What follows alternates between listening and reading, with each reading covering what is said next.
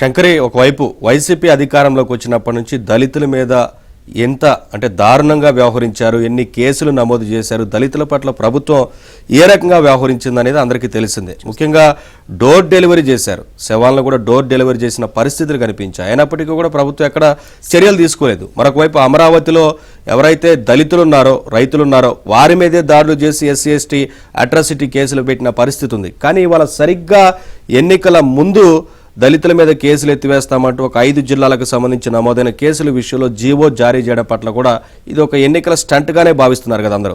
చూద్దాం. నోరు తెరిస్తే నా ఎస్సీలు నా ఎస్టీలు అనే ముఖ్యమంత్రి జగన్ ఇప్పటి నుంచే ఎన్నికల ప్రచారం మొదలుపెట్టి ఓటు బ్యాంకు రాజకీయాలు చేయడంపై దళిత సంఘాలు మండిపడుతున్నాయి.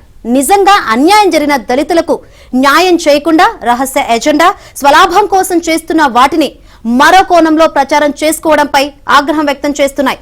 5 జిల్లాలో దళితులపై నమోదైన 19 పాత కేసులను ఎత్తివేస్తూ జగన్ ప్రభుత్వం జీవో జారీ చేయడాన్ని వట్టి ఎన్నికల గిమ్ముక్కుగా కొట్టిపడేస్తున్నాయి. రాజధానిలో దళిత రైతులపైనే అట్రాసిటీ కేసులు పెట్టి జైలుకు పంపిన వైనాన్ని దళిత సంఘాలు గుర్తు చేస్తున్నాయి.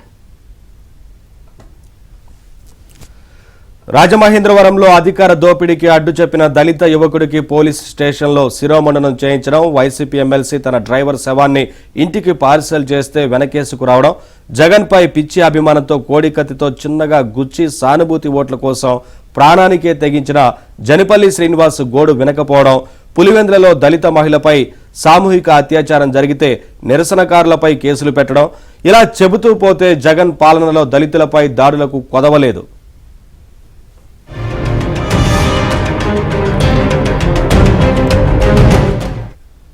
ఇటీవల కేంద్ర ప్రభుత్వం విడుదల చేసిన జాతీయ నేర గణాంకాల నివేదికలో సైతం ఏపీలో ఏటా ఎస్సీ ఎస్టీలపై దాడులు పెరుగుతున్న విషయం వివరాలతో సహా వెల్లడించింది. వాస్తవం ఇలా ఉంటే ఈ నెల 20న జగన్ ప్రభుత్వం 5 జిల్లాలో దళితులపై నమోదైన 19 పాత కేసులను ఎత్తివేస్తూ జీవో జారీ చేసింది. దీంతో రాష్ట్రంలోని ఎస్సీలందరికీ విముక్తి లభించినట్లు 2 ఎస్సీ మంత్రులు, ఒక సలహాదారు తాడేపల్లి ప్యాలెస్ కు వెళ్లి ముఖ్యమంత్రికి ప్రత్యేక ధన్యవాదాలు తెలియజేశారు. ఈ ప్రచారాన్ని చూసి ముక్కును వేలేసుకున్న దళిత సంఘాలు ఆరా తీయడంతో అసలు భాగోతం బయటపడింది.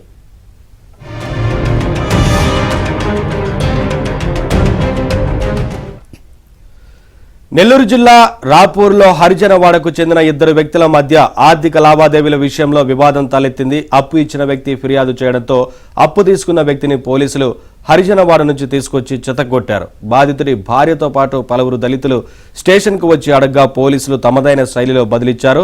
ఆగ్రహించిన ఎస్సీలు స్టేషన్పై దాడికి దిగడంతో కేసు నమోదు చేసి అరెస్టు చేశారు. కోర్టు విచారణలో ఉన్న ఈ కేసులో పోలీసులే చిక్కుకునే అవకాశాలు ఎక్కువగా ఉన్నట్లు దళిత సంఘాలు చెబుతున్నాయి. సివిల్ వివాదంలో తలదూర్చి దళితుడిని చితకబాదిన ఖాకీలను రక్షించేందుకే కేసు ఎత్తివేశారని తెలిపాయి. దీనికి పూర్తి భిన్నంగా ప్రచారం చేసుకోవడం ఎవరిని మభ్యపెట్టడం కోసమని ప్రశ్నిస్తున్నాయి.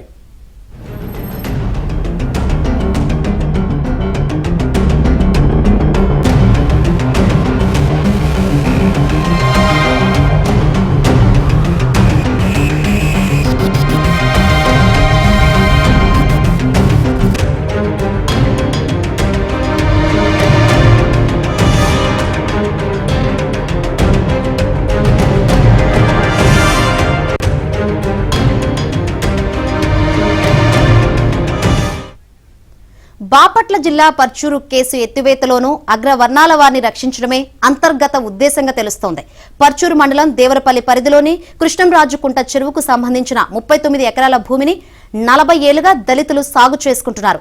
తాగునీటి సమస్య తీర్చాలంటూ 2017లో గ్రామస్తులు అడగడంతో నాటి టీడీపీ ప్రభుత్వం నీరు చెట్టు కార్యక్రమం ద్వారా మంచినీటి చెరువుగా అభివృద్ధి చేసేందుకు ప్రయత్నించింది.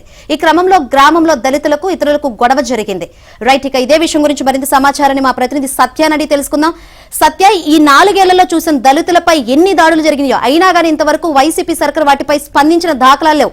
ఇప్పుడు పాత కేసులను ఎత్తివేస్తూ జీవో జారీ చేసిన పరిస్థితిని ఏ విధంగా చూడాలి? ఈ ఓటు బ్యాంకు రాజకీయాలను దళిత సంఘాలు ఏ విధంగా అర్థం చేసుకుంటున్నాయి?